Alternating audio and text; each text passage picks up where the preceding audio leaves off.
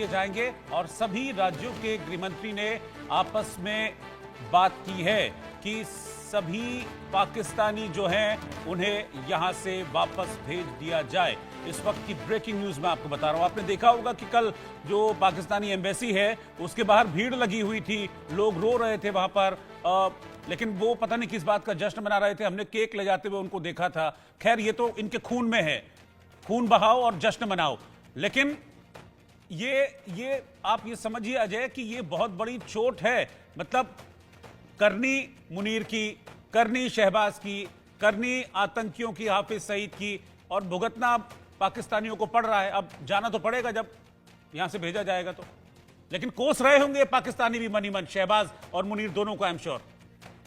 देखिए बिल्कुल रोहित, से कोसना बनता भी है। आप सोचिए जिस तरीके से आज मौजूदा हालात बने हैं कि पाकिस्तान अगर चाहता तो भारत के साथ मिलकर शायद एक अलग पायदान पे पहुंचा होता आज तरक्की के लिहाज से, मगर कभी नहीं किया पाकिस्तान ने। बार बार भारत के कहने पर भी कि भाई जंग, आतंकवाद आपको कुछ नहीं देगा, मगर उसके बावजूद ये चलता रहा। दूसरी अहम चीज ये कि जो आदेश दिया गया है उसके बाद अब जो बॉर्डर है, बाघा बॉर्डर के जरिए या अलग अलग जगह से ये लोग आए थे, उनको वापस 48 घंटे का समय मिला था उनको वापस भेजने के लिए, और वो सिलसिला शुरू हो चुका है।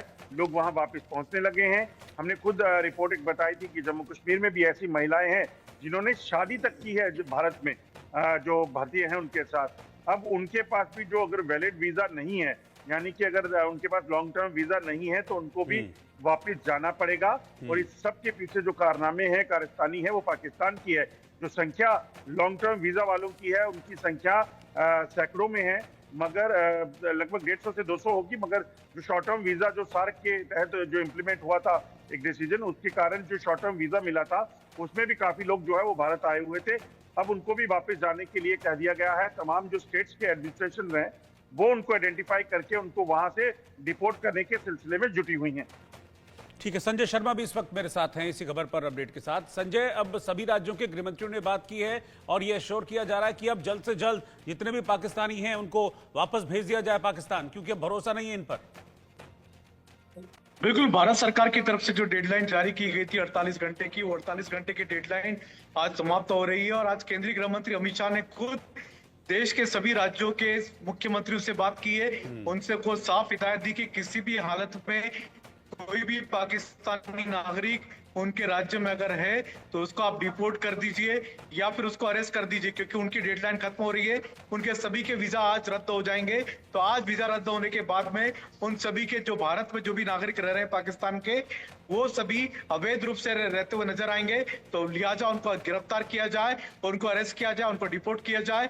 तो ये सीधा सीधा साफ निर्देश अमित शाह की तरफ से दिया गया। साथ ही साथ उन्होंने सभी मुख्यमंत्रियों को यह भी निर्देश दिया कि किसी भी हालत में अपने अपने राज्यों में प्रिकॉशंस लें और हिंदू मुस्लिम दंगे किसी भी हालत में न भड़कें। इस बात का विशेष रूप से ध्यान रखें, क्योंकि जिस तरह की जिस तरह का हमला पहलगाम में हुआ था, वो इसी बात को ध्यान में रख करके किया गया था कि भारत में, देश में हिंदू मुसलमान के बीच में तनाव पैदा हो, यहाँ पर विवाद हो, तो जगह जगह दंगे भड़काए जाए।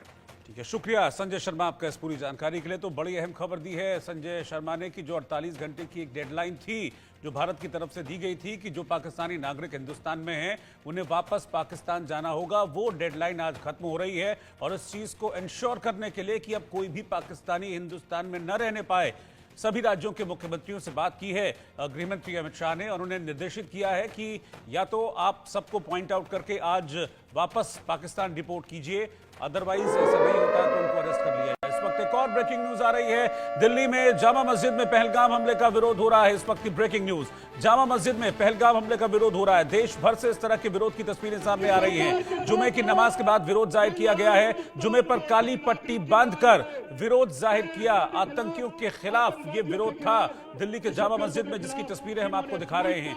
22 तारीख को जो घटना हुई है, जो हत्याकांड हुआ है, उसका खुले तौर पर विरोध हो रहा है। दिल्ली में जामा मस्जिद में पहलगाम में जो अटैक हुआ जिसमें 28 लोगों की मौत हो गई थी, उसके विरोध में काली पट्टी बांध लेकर प्रदर्शन किया जा रहा है और पाकिस्तान से बदला लेने की मांग हो रही है, पाकिस्तान को सबक सिखाने की मांग हो रही है। ये देखिए, दिल्ली के जामा मस्जिद के बाहर हाथ में तिरंगे लेकर ये लोग इस वक्त मौजूद हैं। हाथों में काली पट्टियां भी हैं, काली तख्तियां भी हैं और मांग की जा रही है कि पाकिस्तान से इसका बदला लिया जाए। जो 28 लोग हमारे मारे गए हैं, उन 28 लोगों की खून की एक एक बूंद का हिसाब पाकिस्तान से लिया जाना चाहिए। कोई लेना देना नहीं था, उनको नाजायज मारा गया। अगर हिम्मत थी तो हिंदुस्तान की आर्मी से लड़के दिखाते तो पता चलता कि आर्मी तुम्हारे को छठी का पिया याद दिला देती। अगर ऐसा काम नहीं करा, अगर हिम्मत थी तो आर्मी से लड़ते, फौज से लड़ते, बेगुनाहों को नहीं मारते।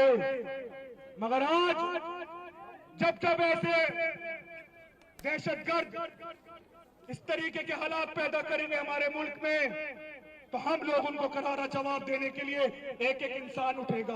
मैं सलाम करता हूं पुरानी दिल्ली, पूरी दिल्ली के तमाम इलाके, चाहे ओखला का इलाका हो, जमुना पार का इलाका हो, पुरानी दिल्ली का इलाका हो। आज उन 26 परिवार के 140 करोड़ हिंदुस्तानी हैं, एक एक इंसान है। अपने कारोबार, अपनी दुकानें बंद कर दिए जुम्मे के दिन कि कोई कारोबार नहीं होगा। उन 26 के 26 परिवारों से मैं कहना चाहता हूं, आज आपके साथ हिंदुस्तान का 30 करोड़ मुसलमान इस मुल्क को बचाने के लिए, इस मुल्क के अमन के लिए, इस मुल्क के भाईचारे के लिए आपके साथ खड़ा है, आखिरी सांस तक खड़ा है। जब लड़ाई पड़ोसी मुल्क पाकिस्तान से हो या किसी से भी हो जो हमारे मुल्क के ऊपर बुरी नजर रखेगा, सबसे पहले हिंदुस्तान के एक एक मुसलमान का